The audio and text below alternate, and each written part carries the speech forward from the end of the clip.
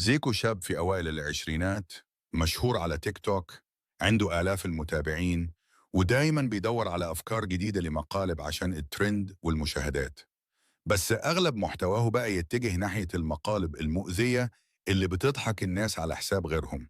في يوم قرر زيكا يعمل مقلب جديد. دخل سوبر ماركت ولقى راجل كبير في السن واقف بيشتري شوية حاجات. الراجل شكله محترم وبيتحرك بهدوء. زيكو طلع موبايله وبدأ يصور نفسه بصوت واطي: ويا رب يرزق من يضغط لايك ويشترك في القناة بالرزق الوفير.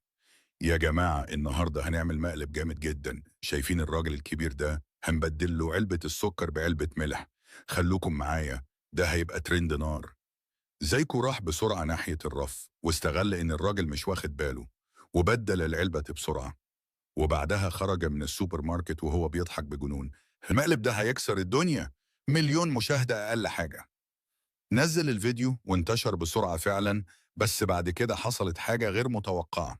لو عايز تعرف ايه اللي حصل بعد كده اشترك في القناة عشان تشوف ايه اللي حصل.